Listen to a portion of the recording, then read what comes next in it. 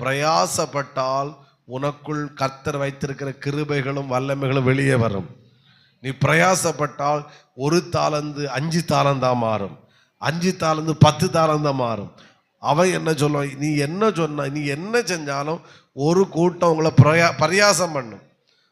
பேதுருடத்துல ஒரு மிகப்பெரிய சக்சஸ் என்னன்னா, அவன் சும்மா இருக்க மாட்டான்.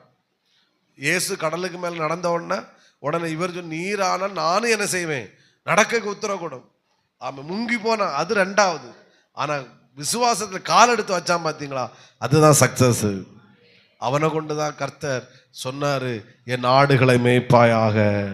அவன் மூலம்தான் அவன் ஒரு பிரசங்கத்துல 3000 பேர் ரட்சிக்கப்பட்டான். பாருங்க, அங்க 120 பேர் கூடியிருக்கிறாங்க. அப்போஸ்தலர் 2ல ஒரு பெருங்கூட்டம் வந்து பரியாசம் பண்ணிட்டு இருக்கு. எல்லாரும் பரியாசம் பண்ணும். அங்க யாக்கோபு உண்டு, யோவான் உண்டு, தோமா உண்டு, எல்லாரும் உண்டு. அவனுங்க சும்மா இருக்கிறானுங்க. பேதுருக்கு இருக்க முடியல.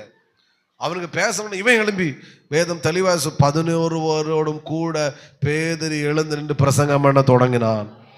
அவன் பைபிள் காலேஜ் படித்தானே இல்லை, பிரசங்கம் பண்ணி பழக்கம் உண்டா இல்லை, சோத்திரம். அவனுக்கு பேசவே தெரியாது. ஆனால் அந்த ஆதங்கம் உள்ள வந்த உடனே கர்த்தர் அவனை ஒரு பிரசங்கியாளராகவே மாத்திட்டாரு.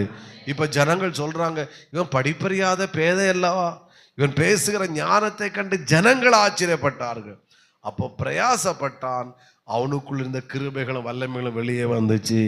அந்த பிறவி சப்பானி ஜபாலயத்தில் உட்கார்ந்து இருக்கிறான். வள்ளியும் பொண்ணு எங்கிட்ட இல்லை, ஆனா எங்கிட்ட இருக்கிற தர்றேன். ஆமா, இவன் சொல்லலாம், இவனோட வேற வேலை இல்லை, பிச்சைக்கார பயிலோன்னு சொல்லிட்டு போயிருக்கலாம். ஆனா பேதுரு இல்லை, அவன்கிட்ட டைம் ஸ்பெண்ட் பண்றான். ஆமே, நஸ்ரேனா இயேசு நாமத்தில் எழுந்து கையை பிடிச்சி தூக்கி விட்டான். அப்புறம் ஓட ஆரம்பிச்சுட்டான். ஆமேன், சொல்லுங்க ஒரு ஆமே.